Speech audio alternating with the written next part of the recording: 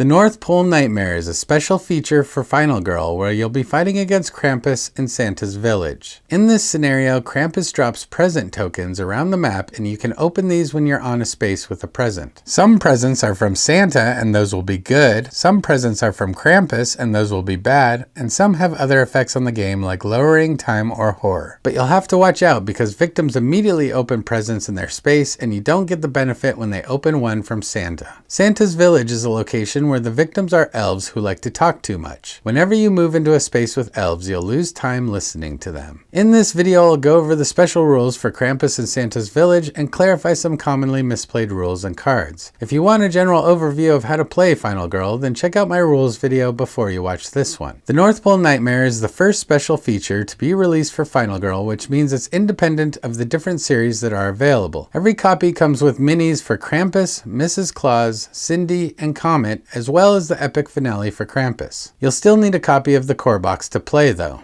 Set up the killer and location boards as normal and shuffle the 2 decks of presents and set them next to the play area. Set aside the present vortex token that looks like this and shuffle all the other present tokens face down. You'll draw from this pile throughout the game. Krampus places presents onto the board as the last step of his default killer action as shown by this present icon. During the killer phase, he will target the closest victim or final girl and attack, then target the closest victim or final girl and move, and then finally place a present. Whenever you see the present icon, roll a die and place a present in Krampus's space or an adjacent space according to the panic numbers around his space. So if Krampus is in Santa's house and you roll a 5 or 6, then you'll place a present here, but if you roll a 1 through 4, you'll place a present in Santa's house instead. Each space can only hold 1 present, so if there's already a present, then you do not place a new one. Always take the present tokens from the pile of unrevealed presents that you formed while setting up the game. Presents can be opened by the final girl and by victims. Opening a present is free and does not cost any time. If you are in a space with a present token, you may open the present during the action phase, but you don't have to. To open a present, flip the token over and apply its effects immediately. Then remove the token from the board and place it face up in a discard pile. There are 3 general types of presents in the game. If you see this symbol, then you'll draw one of Santa's present cards and do everything the card says. These are the really good presents that you want to find. However, if you see this symbol, you'll draw one of Krampus's present cards, and these are the presents you don't want to find. There are 4 Santa present tokens and 4 Krampus tokens in the game, and once you do the effects on the card you drew, discard it. The other 9 present tokens have various immediate effects such as raising or lowering the horror level, gaining or losing time,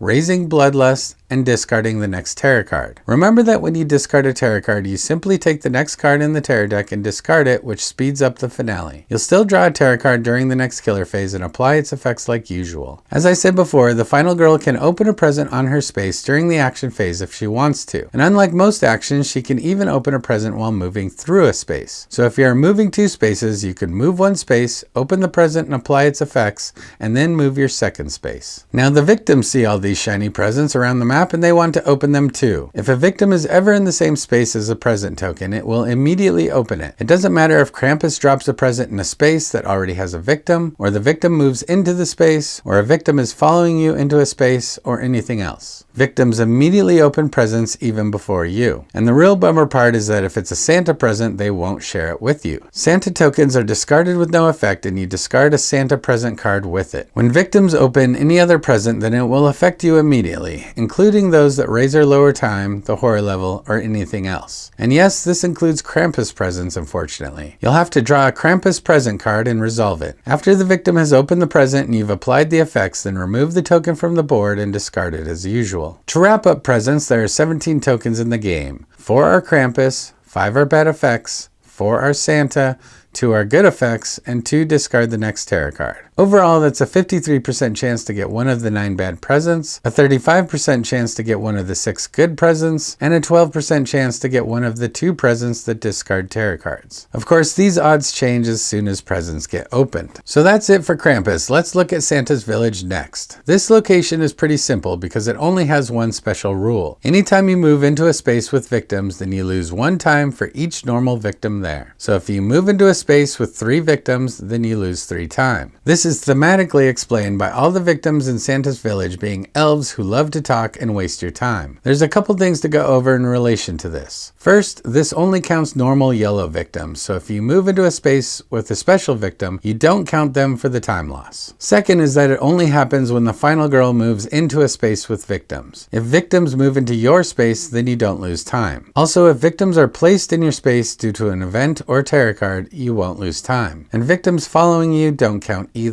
Third is that if you're forced to lose more time than you currently have, then you finish your action and then the action phase ends immediately. For example, if we have 2 time and move into a space with 3 victims, then we'll lose 3 time, which puts the time marker on this spot of the time track, and this symbol always means the action phase ends. But if we were in the middle of moving 2 spaces with sprint and that was our first movement, then we could finish the action by moving a second space, and then the phase ends and we move to the planning phase. Also remember that if you hit 0 time, then the phase doesn't immediately end. So if we had 3 time in the previous example and dropped to here on the time track, then we could continue taking actions. The final girls included in this film are pretty unique, so let's take a quick look at them. Cindy's victim save bonuses are all move 1 space. You don't have to do these immediately, but you have to resolve them all before taking another action. So if you save 2 victims, you can then move up to 2 spaces before playing another action card. You also don't have to move 1 if you don't want to. It's essentially move up to 1 space.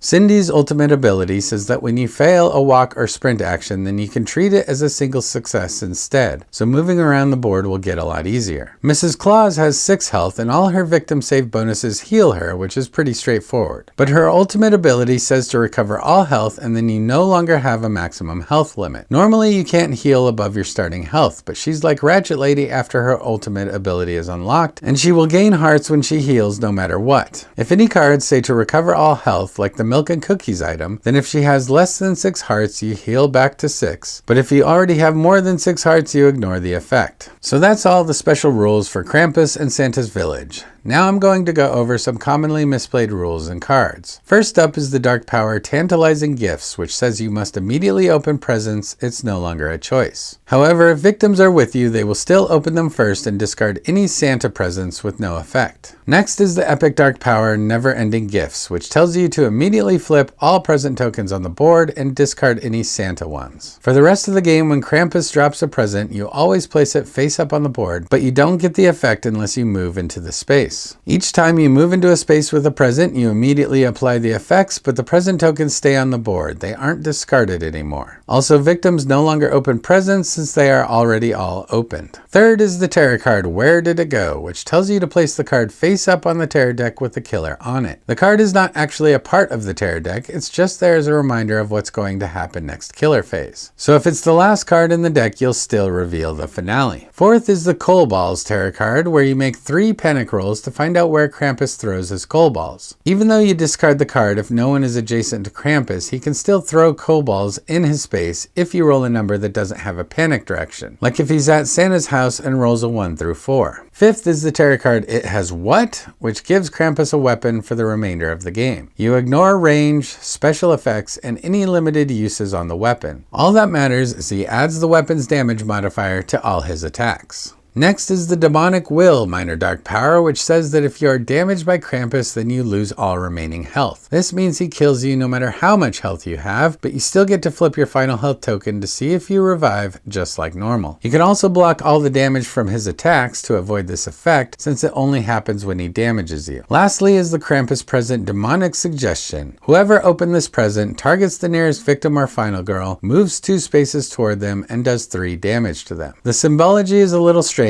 but nobody can target themselves. So if the final girl opens it, she targets the nearest victim, and victims will target the nearest victim or final girl and not count themselves. Alright, and that's how you play the North Pole Nightmare. Let me know in the comments what you think of this special feature and how you'd rate it compared to the others in Series 1 and 2. If you found this video helpful, please give it a thumbs up and consider subscribing to me on YouTube. If you want to check out more of my videos, then click the links on the screen, and maybe you'll find a new game to play. And with that, Michael Skeleton is out.